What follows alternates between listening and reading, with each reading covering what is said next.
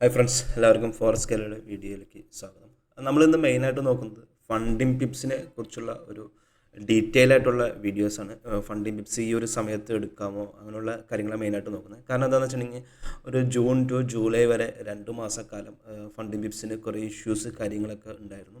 അവരിപ്പോൾ ആ ഒരു ഇഷ്യൂ എന്നൊക്കെ ഒന്ന് മാറി കുറച്ച് നല്ല രീതിയിലൊക്കെ പേ ഔട്ടും കാര്യങ്ങളൊക്കെ കൊടുത്തു വരുന്നുണ്ട്. അതുപോലെ തന്നെ എന്തൊക്കെ കാരണങ്ങൾ കൊണ്ടാണ് പേ ഔട്ട് ഡിക്ലൈൻ ചെയ്തത്, നമുക്ക് എന്തൊക്കെ കാര്യങ്ങൾ ഇനി ടിപ്സായിട്ട് ശ്രദ്ധിക്കേണ്ടതുണ്ട്, ഒരു ഇന്നറായിട്ടുള്ള കുറേ ഡീറ്റെയിൽ ആയിട്ടുള്ളൊരു കുറച്ച് എന്താ പറയുക ഡിക്ലൈൻ ചെയ്യുന്നതിൻ്റെ പേ ഔട്ട് ഡിക്ലൈൻ ചെയ്യുന്നതിൻ്റെ റീസൺസ് ഉണ്ട്. ഇത്രയും കാര്യങ്ങൾ നമുക്ക് എൻ്റെ ഒരു ട്രേഡിംഗ് കമ്മ്യൂണിറ്റിയിൽ നമുക്ക് ഇപ്പോൾ എന്താ പറയുക ഒരു പവർ ഗ്രൂപ്പ് എന്ന് തന്നെ പറയാം. ട്രേഡിങ്ങിൽ ഒരു 10-15 അത്യാവശ്യം നല്ല ഫണ്ടഡ് അക്കൗണ്ട്സ് ഒക്കെ എടുക്കുന്നവർ തമ്മിലുള്ളൊരു ഗ്രൂപ്പുണ്ട്. ആ ഗ്രൂപ്പിൽ ഒട്ടുമിക്ക ഞങ്ങളുടെ ഫണ്ടിങ് ടിപ്സിൽ നല്ല രീതിയിലൊക്കെ പേ ഔട്ട് എടുത്തുകൊണ്ടിരുന്നവരാണ്. അവർക്കിപ്പോൾ നിലവിൽ പേ ഔട്ട് റിജക്ഷൻ 1-2 പേർക്കൊക്കെ വന്നു. അതിന് ഫണ്ടിങ് ടിപ്സ് പറഞ്ഞ റീസൺസ് എന്തൊക്കെ, ഇത്രയും കാര്യങ്ങളാണ് ഞാൻ ഈ വീഡിയോയിൽ മെയിനായിട്ട് പറയാൻ ഉദ്ദേശിക്കുന്നത്. അതുപോലെ തന്നെ നമ്മൾ കഴിഞ്ഞ ദിവസങ്ങളിൽ ഇതൊരു സ്കാം അലർട്ടായിട്ടാണ് ഫണ്ടിങ് ടിപ്സിനെ നമ്മൾ മെൻഷൻ ചെയ്ത് വീഡിയോ ചെയ്തിരുന്നത്.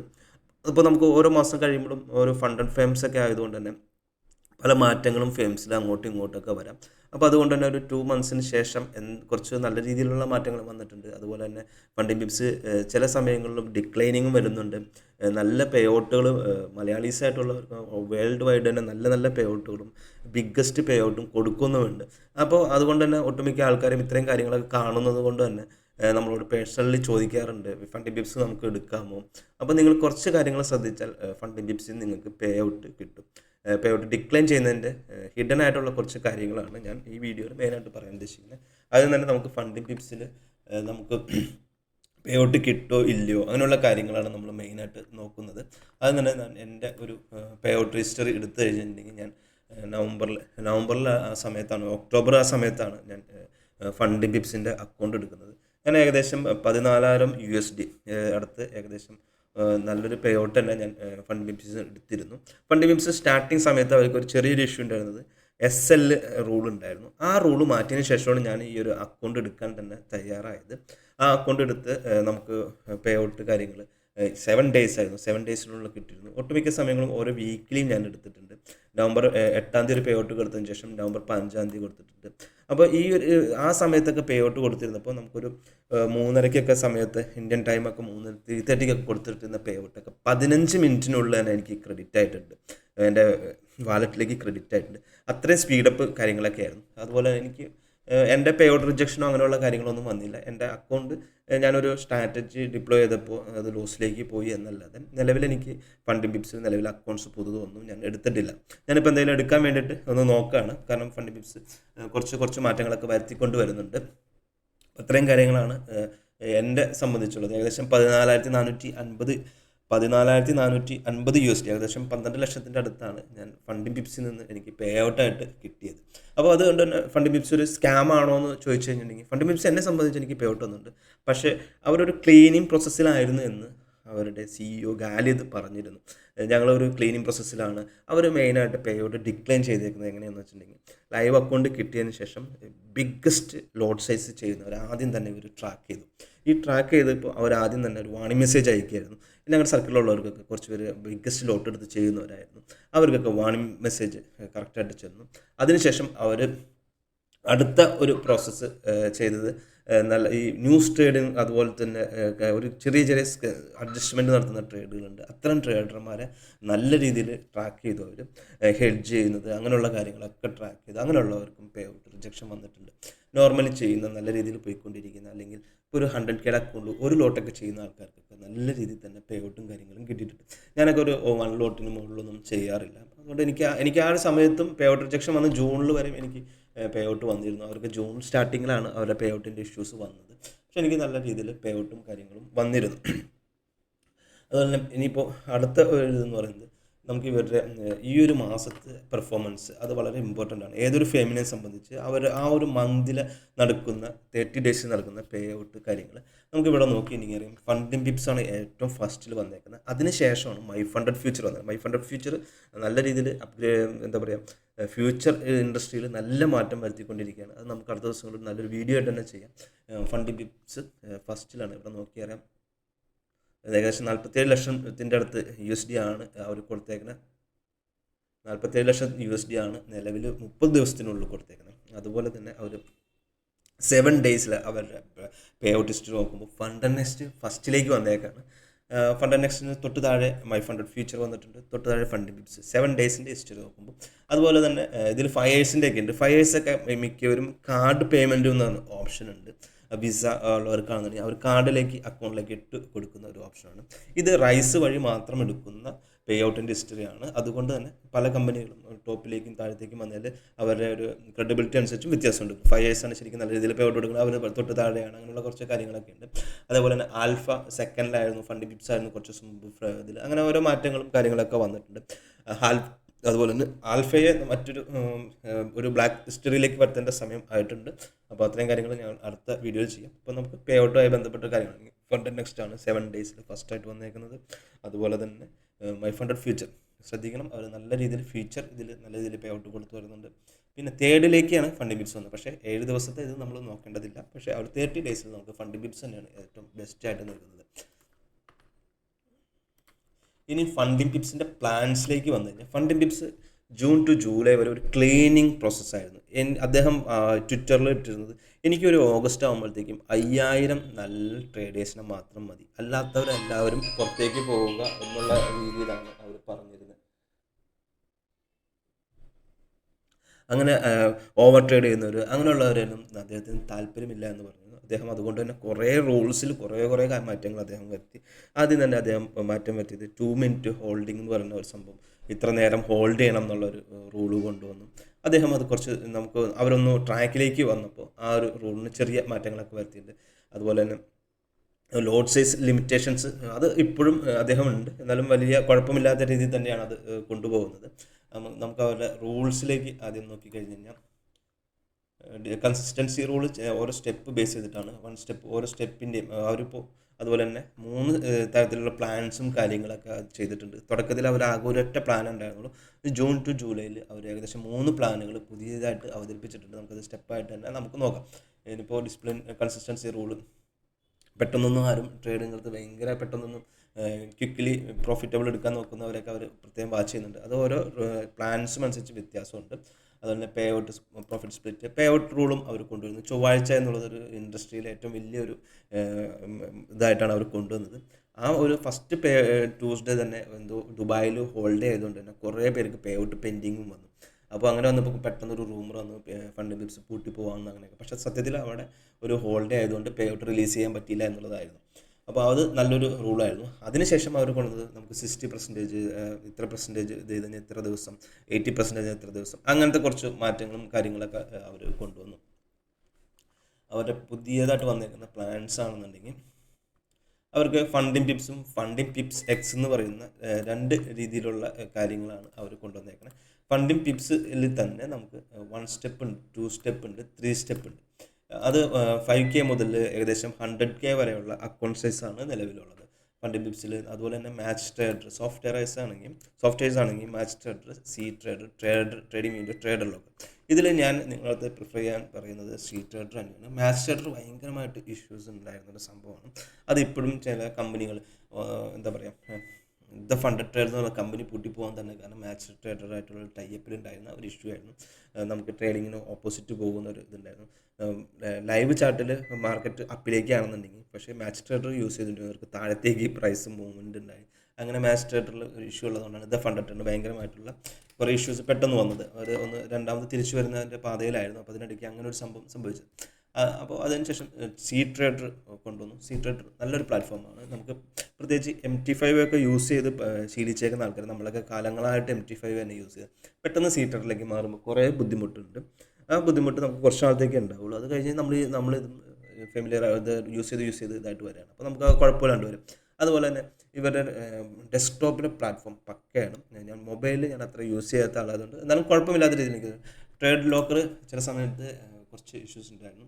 ട്രേഡ് ലോക്കറെ സംബന്ധിച്ച് പറയുകയാണെങ്കിൽ ഫണ്ട് ബിപ്സിന് നല്ലൊരു ലോസിങ് വന്നിട്ടുണ്ടെന്ന് ഫണ്ട് ബിപ്സിൻ്റെ കുറച്ച് സ്റ്റാഫുകൾ തന്നെ അവർ ട്വിറ്ററിൽ പോസ്റ്റ് ചെയ്തിരുന്നു. ട്രേഡ് ലോക്കർ വഴി കുറേ കാര്യങ്ങൾ സംഭവിച്ചിരുന്നു അവർക്കെന്ന് പറഞ്ഞുകൊണ്ട്. അത് കുറേ നാൾ കഴിഞ്ഞപ്പോഴാണ് അവർ റിപ്പോർട്ട് ചെയ്തത്. അതുപോലെ തന്നെ നമുക്ക് ഇവിടെ സ്റ്റെപ്പിൽ നോക്കിക്കഴിഞ്ഞാൽ 1 സ്റ്റെപ്പ് ചലഞ്ച് എന്ന് പറയുന്നത് 1 സ്റ്റെപ്പിന് ഏകദേശം 100Kക്ക് $499 ആണ് വരുന്നത്. ഞാൻ അതുപോലെ തന്നെ 5K വെച്ചിട്ട് നോക്കുകയാണെന്നുണ്ടെങ്കിൽ വൺ സ്റ്റെപ്പ് ചലഞ്ചിന് ഏകദേശം $59 വരുന്നുള്ളൂ. 5 ഇയേഴ്സിനൊക്കെ ഏകദേശം നല്ലൊരു എമൗണ്ട് $100 അടുത്ത് വരുന്നുണ്ട്. അപ്പോൾ ഒരു 5K ഒക്കെ എടുക്കാൻ ഉദ്ദേശിക്കുന്ന ഒരാൾക്ക് ഈ ഒരു പ്ലാൻ അത്യാവശ്യം നല്ല ഒരു പ്ലാൻ തന്നെയാണ്. ഇവർക്ക് വൺ സ്റ്റെപ്പിൽ വരുന്നത്, വൺ സ്റ്റെപ്പിൻ്റെ പ്രത്യേകത വെച്ചിട്ടുണ്ടെങ്കിൽ ആ ഒരു ടാർഗറ്റ് മാത്രം മീറ്റ് ചെയ്താൽ മതി. നമ്മൾ രണ്ടാമതൊരു ചലഞ്ചിലേക്ക് പോകണ്ട. ആ ഒരു വൺ സ്റ്റെപ്പ് കഴിഞ്ഞ് കഴിഞ്ഞാൽ നേരെ അത് കഴിഞ്ഞിട്ട് നമുക്ക് ലൈവായിട്ടുള്ള അക്കൗണ്ട് കിട്ടണം. അതിൽ മിനിമം ട്രേഡിംഗ് ഡേയ്സ് 3 days ഉണ്ട്. മാക്സിമം ഡെയിലി ലോസ് 4% ഉള്ളൂ. അതുപോലെ മാക്സിമം ലോസും 6% ഉള്ളൂ. അപ്പം ഇതാണ് ഒരു അഡ്വാൻറ്റേജ് ആയിട്ടുള്ളത്. അതെല്ലാ പ്ലാൻസിനും ഒട്ടുമിക്ക കമ്പനികളുടെയും വൺ സ്റ്റെപ്പ് പ്ലാൻ ഇങ്ങനെയൊക്കെ തന്നെയാണ്. പ്രോഫിറ്റ് ടാർഗറ്റ് കുറച്ച് കൂടുതലാണ്, 10% ഉണ്ട്. ലിവറേജ് 1:50. പ്രത്യേകം പറയേണ്ടത്, ഇവർ ലിവറേജ് 1:100 എന്നുള്ളത് മിക്ക പ്ലാൻസിലും മാറ്റങ്ങൾ വരുത്തിയിട്ടുണ്ട്. ട്രേഡിംഗ് പീരീഡ് നമുക്ക് അങ്ങനെ ഇതിൽ ഫണ്ടഡ് സ്റ്റേജിൽ maximum daily loss 4%, maximum loss 6%. Profit target ഇല്ല, നമുക്ക് അത് എത്ര പെർസെൻറ്റേജ് വേണമെങ്കിൽ എടുക്കാം. 1% ആണ് അവർ മിക്ക ഇതിലും പറയുന്നത്. ലിവറേജ് 1:50 ആക്കി മാറ്റിയിട്ടുണ്ട്. ഇത്രയും കാര്യങ്ങളാണ് വൺ സ്റ്റെപ്പിലുള്ളത്. വൺ സ്റ്റെപ്പിൽ ഉള്ള കാര്യങ്ങൾ ഇത്രയും ഇതാണ്. അതുപോലെ തന്നെ ടു സ്റ്റെപ്പ് എടുക്കുകയാണെന്നുണ്ടെങ്കിൽ അവർ ഇവാലുവേഷൻ സ്റ്റേജ് നമ്മൾ നേരത്തെ ഉള്ള പ്ലാൻ തന്നെയാണ്. ട്രെയിനിങ് പീരീഡ് അങ്ങനെ അവർ ഇടയ്ക്ക് കഴിഞ്ഞ ദിവസങ്ങളിലൊക്കെ ഫണ്ടഡ് ഇതിലും ഞാൻ പറഞ്ഞ ജൂൺ ജൂലൈയിൽ ഫണ്ടഡ് അക്കൗണ്ട്സിലും ഇവർ ഒരു 5 days കൊണ്ടുവന്നിരുന്നു. പക്ഷേ അതിപ്പോൾ എടുത്ത് ട്രേഡിംഗ് പീരീഡ് ഫണ്ടഡ് അക്കൗണ്ട് എടുത്ത് മാറ്റി. നമുക്ക് ഇവാലുവേഷനിലെ സ്റ്റുഡൻറ്റ് സ്റ്റേജ് ആണെന്നുണ്ടെങ്കിൽ ട്രേഡിംഗ് പീരീഡ് 0 ആയിട്ടാണ് മാറ്റിയേക്കുന്നത്. ആദ്യം ട്രേഡിംഗ് പീരീഡ് ഇല്ല, അത്ര കാലഘട്ടത്തിനുള്ളിൽ തീർക്കണം എന്നുള്ളൊരു ഓപ്ഷൻ ഇല്ല. അതുപോലെ തന്നെ മിനിമം ട്രേഡിംഗ് ഡേയ്സ് 3 days ഉണ്ട്. Maximum daily loss 5%, maximum loss 10%. ഇതിലാണ് ഈ ഒരു അക്കൗണ്ടിലാണ് നമുക്ക് ടു സ്റ്റെപ്പിൻ്റെ ഈ ഒരു അക്കൗണ്ടിലാണ് ലിവറേജ് 1:100 ഉള്ളത്. അതുപോലെ തന്നെ profit target 8%. Trading period master account ആണെന്ന് ഇല്ല. മിനിമം ഡെയിലി ലോസ് 5%, മാക്സിമം ലോസും. പ്രോഫിറ്റ് ടാർഗറ്റ് നില്ലെന്ന് കാണിച്ചിരുന്നു. 1% എടുത്താൽ മാത്രമേ പേ ഔട്ട് എടുക്കാൻ പറ്റുള്ളൂ. പേ ഔട്ട് സ്പ്ലിറ്റ് ഉണ്ട്. ട്യൂസ്ഡേ പേ ഔട്ട് ആണെന്നുണ്ടെങ്കിൽ 40%, ബൈ വീക്ക്ലി, മന്ത്ലി, അങ്ങനെ ഓരോരോ സ്പ്ലിറ്റിന് ഓരോ ഓപ്ഷൻസ് അവർ കൊടുത്തിട്ടുണ്ട്.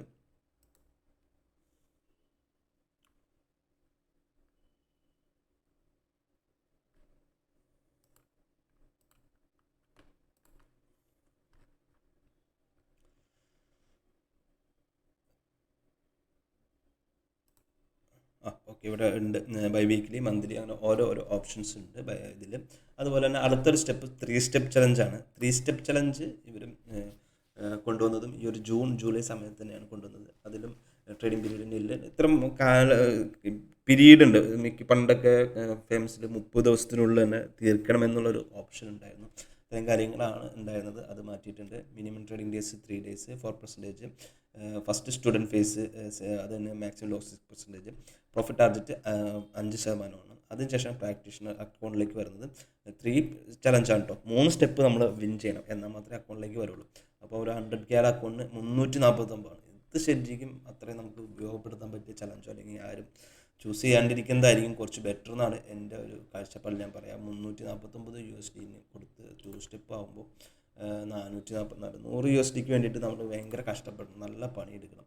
കാരണം ഓരോ സ്റ്റെപ്പും നോക്കി ഇവിടെ എന്താ പറയുക, 12 ഈ 12% അപ്പുറത്തും നമ്മൾ എടുക്കണം.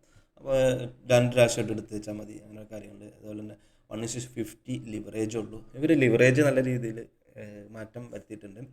അതുപോലെ തന്നെ മാസ്റ്റർ അക്കൗണ്ടിലേക്ക് വന്നു കഴിഞ്ഞാൽ ഇപ്പോൾ ഈ ഫണ്ടിംഗ് ടിപ്സിൻ്റെ 3 സ്റ്റെപ്പിനെ കുറിച്ചാണ് പറയുന്നത്.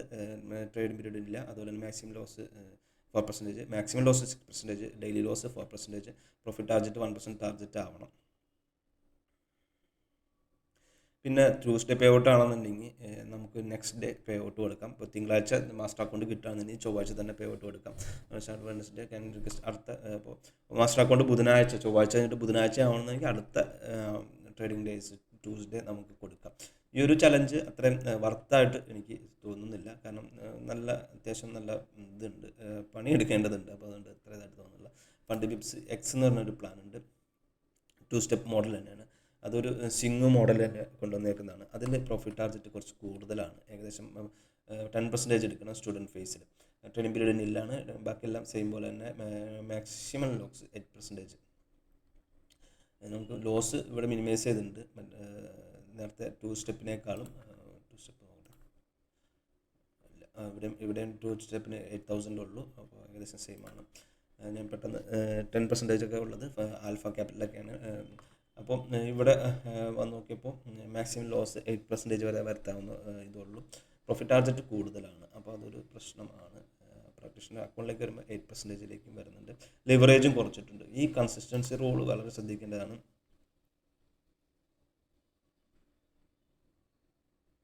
ഇപ്പോൾ അതായത് നമുക്കിപ്പോൾ ഒരു പേ ഔട്ട് കൊടുക്കാൻ നേരത്ത് നമ്മൾ ഒരു ടോട്ടൽ പേ ഔട്ടിൻ്റെ, അതായത് ഇപ്പോൾ ഒരു 30,000 കൊടുക്കുകയാണെന്നുണ്ടെങ്കിൽ നമ്മൾ അതിൻ്റെ ഒരു ഇത്ര പെർസെൻറ്റേജ് നമ്മൾ നോക്കുമ്പോൾ സിംഗിൾ ഡേ പ്രോഫിറ്റ് എപ്പോഴും കൂടുതലായിട്ടിരിക്കാൻ പാടില്ല. നമുക്ക് ഒരു 10 ഡേ ആകുമ്പോൾ 3000-ന് താഴെ നിൽക്കാൻ എപ്പോഴും ശ്രമിക്കണം എന്നുള്ള കൺസിസ്റ്റൻസി ആയിട്ടുള്ള റൂള് ഉണ്ട്.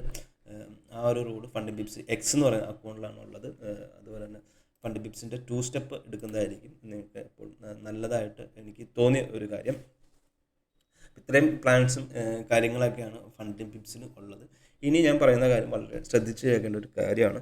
കഴിഞ്ഞ ദിവസങ്ങളിൽ ഇവരൊരു പേ ഔട്ട് റിജക്ഷനും കാര്യങ്ങളും ഉണ്ടായിരുന്നു. അപ്പോൾ അത് എന്തായിരുന്നു എന്നുള്ളത് വളരെ ഹിഡൻ ആയിട്ടുള്ളതും ഈ ഇൻഡസ്ട്രിയിൽ ഇതുവരെയും അങ്ങനെ ഒരു സംഭവമേ ഉണ്ടായിട്ടില്ല. പക്ഷേ ഫസ്റ്റ് ടൈമാണ് നമ്മളത് കേൾക്കുന്നത്. നമ്മൾ ഒത്തിരി അത്ഭുതത്തോടു കൂടിയാണ് അത് കേട്ടതും. കാരണം എന്ന് വെച്ചിട്ടുണ്ടെങ്കിൽ നമുക്ക് നേരത്തെ പറഞ്ഞ പോലെ നമ്മുടെ കമ്മ്യൂണിറ്റിയിലുള്ള ഒത്തിരി പേർക്ക്, ഒരാൾക്കാണെന്നുണ്ടെങ്കിൽ നമുക്ക് കുഴപ്പമില്ല നോക്കിയായിരുന്നു, 1-2 പേർക്ക് ഈ ഒരു ഇഷ്യൂ ഉണ്ടായിട്ടുണ്ട്. ആ ഒരു ഇഷ്യൂ മെയിനായിട്ട് നമുക്ക് എല്ലാവർക്കും പേ ഔട്ട് വരുന്നത് റൈസ് എന്ന് പറയുന്ന ഒരു പേയ്മെൻറ്റ്, ഈ ഒരു ആപ്പ് വഴിയാണ് നമുക്ക് പേയ്മെൻറ്റ് കാര്യങ്ങൾ എല്ലാം വരുന്നത്. അപ്പോൾ നമുക്ക് ഓട്ടോമാറ്റിക്കലി നമുക്ക് റൈസിൽ പേ ഔട്ട് എടുക്കാനായിട്ട് നമുക്കിവിടെ ഒരു ഓപ്ഷൻ ഉണ്ട്, വിഡ്രോ എന്ന് പറയുന്ന ഒരു ഓപ്ഷൻ ഉണ്ട്. ഇതൊരു നിങ്ങൾ ഫണ്ട് ബിപ്സ് യൂസ് ചെയ്യുന്ന ആളാണെന്നുണ്ടെങ്കിൽ നിർബന്ധമായിട്ടും മനസ്സിലാക്കേണ്ട ഒരു സംഭവമാണ്. നമുക്കിവിടെ ആരെങ്കിലുമൊക്കെ വാലറ്റ് ആഡ് ചെയ്യാനുള്ള ഒരു ഓപ്ഷൻ ഉണ്ട്. നിങ്ങൾ പ്രത്യേകം ശ്രദ്ധിക്കുക.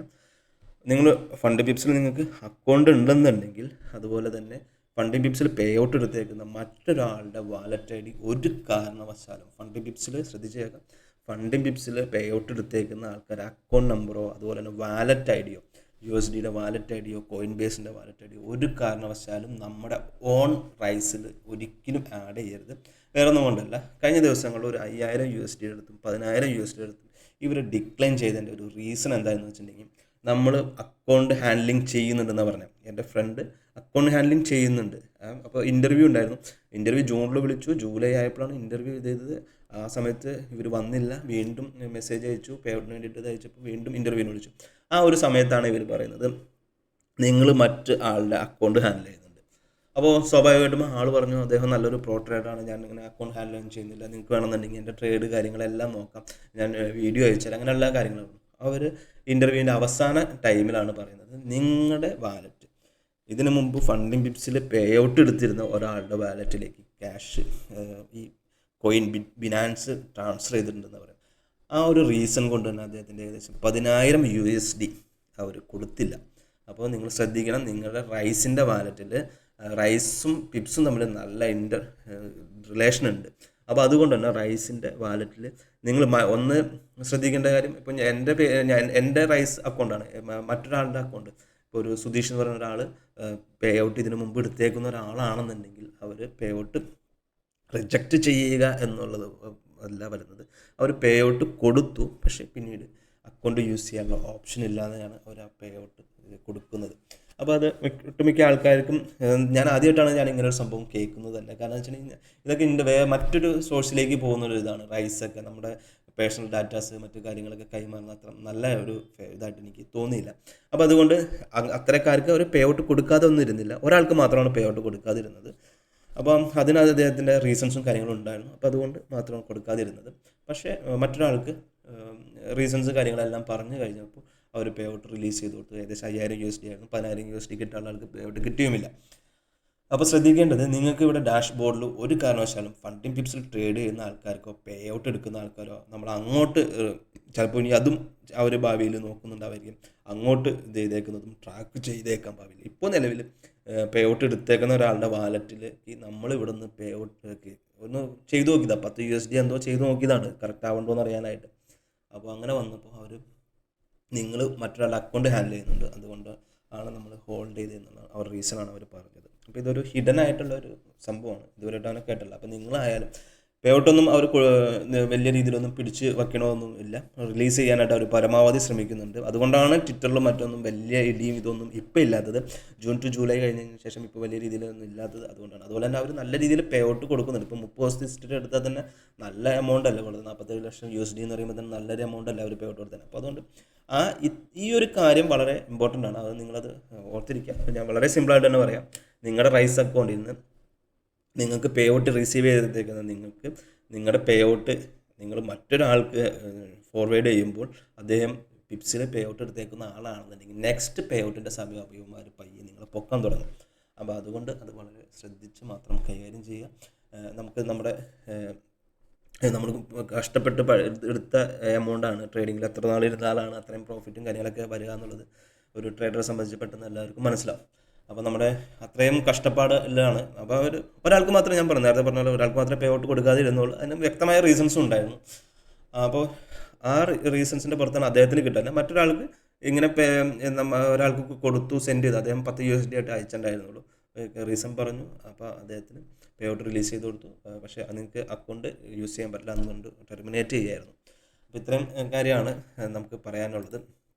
അപ്പോൾ പ്രത്യേകിച്ച് ശ്രദ്ധിക്കുക. ഇതുപോലെയൊക്കെ നമ്മൾ ആഡ് ചെയ്യുമ്പോൾ ഞാനായാലും ആഡ് ചെയ്ത് നോക്കും. ഫസ്റ്റ് ഒരാൾക്ക് അയച്ചു നോക്കാമല്ലോ എന്നൊക്കെ വിചാരിക്കും. അല്ല, നമുക്ക് ബിനാൻസ് കയ്യിൽ വെച്ചുകൊണ്ടിരുന്നിട്ട് കാര്യമില്ലല്ലോ എന്ന് വിചാരിച്ചിട്ട് നേരിട്ട് ബിനാൻസിലേക്ക് വരാണ്ട് നേരിട്ട് കൊടുക്കാൻ പറ്റുമെങ്കിൽ അത്രയും നല്ലതെന്നുള്ള രീതിയിലാണ് നമ്മൾ ഇത് ചെയ്യാറ്. അതുപോലെ തന്നെ ഒട്ടുമിക്ക പേരും എൻ്റെ അടുത്ത് ചോദിക്കാറുണ്ട്, ഈ മാസം പേ ഔട്ടൊക്കെ എടുത്തില്ലേ, അങ്ങനെയുള്ള കാര്യങ്ങൾ. നമുക്ക് എപ്പോഴും മറ്റുള്ളവരുടെ ഇതിലായിരിക്കുമല്ലോ ഏറ്റവും കൂടുതൽ കോൺസെൻട്രേഷൻ ഉണ്ടാവുക.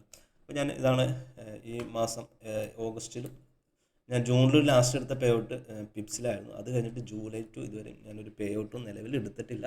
ഇതാണ് എൻ്റെ ഓഗസ്റ്റിൽ. ഇത് നിലവിൽ എനിക്ക് ആൽഫയുടെ അക്കൗണ്ട് മാത്രമേ ഉള്ളൂ. അത് ഏകദേശം ഇപ്പോൾ ലോസിലാണ്. അതുപോലെ ഇപ്പോൾ ഒരു അപ്പെക്സ് എന്ന് പറയുന്ന ഒരു ഫ്യൂച്ചർ കമ്പനിയുടെ അക്കൗണ്ട് എടുത്ത് ഏകദേശം ചെറിയ രീതിയിൽ പ്രോഫിറ്റിലേക്ക് വന്നിട്ടുള്ളൂ. ആക്സെൻറ്റെക്സിൻ്റെ ഒരു പേ ഔട്ട് ഏകദേശം 4000 USD പേ ഔട്ട് കിട്ടാനുണ്ട്. ആക്സെൻറ്റെക്സ് അടുത്ത ദിവസങ്ങളിൽ MT5 വരാനും പോകുന്നുണ്ട്. അപ്പോൾ അത്രയും കാര്യങ്ങളൊക്കെയാണ് എന്നെ സംബന്ധിച്ചും ഇൻഡസ്ട്രിയിൽ എൻ്റെ പേ ഔട്ടുമായി ബന്ധപ്പെട്ട് മറ്റുള്ളവർക്ക് ഞാൻ പേ ഔട്ട് എടുക്കേണ്ടോ എന്നുള്ളതാണ് ഏറ്റവും കൂടുതൽ അറിയേണ്ടത്. അതുകൊണ്ട് പറയുന്നുള്ളൂ. അപ്പോൾ ഈ 2 മാസമായിട്ട് ഞാൻ പൈസ കിട്ടിയിട്ടില്ല എന്ന് പറയാനായിട്ട്. ആക്സെൻറ്റെക്സിൽ നിന്ന് ഒരു 4000 കിട്ടാനുണ്ട്. ജൂലൈയിൽ പേ ഔട്ട് റിക്വസ്റ്റ് കൊടുത്താണ്, ഇതുവരെയായിട്ട് കിട്ടിയിട്ടില്ല. നല്ലൊരു ഫേമാണ്. അവർ MT5 സെർവറിലേക്ക് മാറാൻ എന്നോട് ആവശ്യപ്പെട്ടതാണ്. മെയിൽ വഴിയും എല്ലാ വഴിയും അവർ മാറിക്കോളം C-Traderലേക്ക് മാറാൻ പറഞ്ഞതാണ്. പക്ഷേ ഞാൻ MT5 തന്നെ നമ്മൾ ചെയ്തുകൊണ്ടിരുന്ന ആയതുകൊണ്ട് MT5 തന്നെ പിടിച്ചുകൊണ്ടിരുന്നതുകൊണ്ട് അവർ പെട്ടെന്ന് MT5ൻ്റെ ഇത് മാറ്റിയപ്പോൾ നമുക്ക് അക്കൗണ്ട് തരാണ്ടിരുന്നു. 2 months വെയിറ്റ് ചെയ്യാൻ പറഞ്ഞു. 2 months ഒന്നല്ല, ഇപ്പോൾ കുറച്ച് ജൂൺ 5-ാം തീയതി പേ ഔട്ട്. ഓഗസ്റ്റിന് ഇപ്പോൾ സെപ്റ്റംബർ 1-ാം തീയതിയാണ് അവർ ലോഞ്ച് ചെയ്യാൻ പോകുന്നത്. എന്തായാലും നല്ലൊരു ഫേമായിട്ട് തന്നെ വരാൻ സാധ്യതയുള്ളൊരു ഫേമാണ് ആക്സെൻറ്റെക്സ്. അപ്പോൾ അതിന് വേണ്ടിയിട്ട് പേ ഔട്ടിന് വേണ്ടി വെയിറ്റ് ചെയ്യുന്നു. അപ്പോൾ ഇതുവരെയും 2 മാസം കാശില്ല. അപ്പോൾ അത് പ്രത്യേകം എടുത്ത് പറയുന്നു. അല്ലെങ്കിൽ എന്താണെന്ന് വെച്ചിട്ടുണ്ടെങ്കിൽ ഇടയ്ക്ക് ചിലവരൊക്കെ മെസ്സേജ് അയക്കുമ്പോൾ പേ ഔട്ട് എടുത്തു. ഞാൻ പേ ഔട്ട് എടുത്ത് അറിഞ്ഞിട്ട് ചിലപ്പോൾ ഒരു കിട്ടുന്നില്ല എന്ന് പറയുമ്പോഴും അല്ലെങ്കിൽ കിട്ടുന്നുണ്ടെന്ന് പറയുമ്പോഴും 2 വ്യത്യാസം ഉണ്ടാവില്ല. അപ്പോൾ അതറിയാൻ വേണ്ടിയിട്ടുള്ള ഒരു ക്യൂരിയോസിറ്റി മാത്രമാണെന്ന് മനസ്സിലാക്കിക്കൊണ്ട് മാത്രം പറയുന്നു. അപ്പോൾ ഫണ്ടിംഗ് ടിപ്സ് നിങ്ങൾക്ക് ചൂസ് ചെയ്യാം. നിങ്ങൾ ഇത്രയും പരിപാടികളിൽ ചെയ്യാതിരിക്കുക. അതുപോലെ തന്നെ അവരെ റൂളുകൾ കുറച്ചും കൂടി നല്ല രീതിയിലൊക്കെ മാറ്റങ്ങൾ അദ്ദേഹം വരുത്തിയിട്ടുണ്ട്. അദ്ദേഹം ഉദ്ദേശിച്ചത് നല്ലൊരു ക്ലീനിങ് പ്രോസസ്സ് മാത്രം ഉദ്ദേശിച്ചത്. അദ്ദേഹത്തിന് വേണ്ടത് 5000 ട്രേഡേഴ്സിനെയാണ് എനിക്ക് ഓഗസ്റ്റ് ആകുമ്പോൾ വേണ്ടതെന്നുള്ളത്. അദ്ദേഹം അടുത്ത ദിവസം തന്നെ റിലീസ് ചെയ്യും. അതിൻ്റെ ഒരു ഇത് അദ്ദേഹം അതിനെക്കുറിച്ചുള്ളൊരു അദ്ദേഹം കമൻറ്റ് എഴുതുന്നത് കണ്ടിരുന്നു. ഞാൻ കുറച്ച് പേരൊക്കെ കണ്ടെത്തിയിട്ടുണ്ടെന്ന് പറഞ്ഞുകൊണ്ട് വേറൊരാളുടെ കമൻറ്റ് പോസ്റ്റ് ചെയ്യുന്നത് കണ്ടിരുന്നു. അപ്പോൾ ഇത്രയും കാര്യങ്ങളാണ് ഫണ്ടിംഗ് ടിപ്സായി ബന്ധപ്പെട്ട്. നിങ്ങൾക്ക് ഫണ്ടിംഗ് ടിപ്സിൽ അക്കൗണ്ട് എടുക്കാം, അതിലൊന്നും പ്രശ്നങ്ങൾ നിലവിലില്ല. പക്ഷേ നിങ്ങൾ ഇത്രയും കാര്യങ്ങൾ ആക്ടിവിറ്റിയിൽ പെടാതിരിക്കാൻ പ്രത്യേകം ശ്രദ്ധിക്കുക. അപ്പോൾ മറ്റൊരു വീഡിയോയുമായിട്ട് നമുക്ക് വീണ്ടും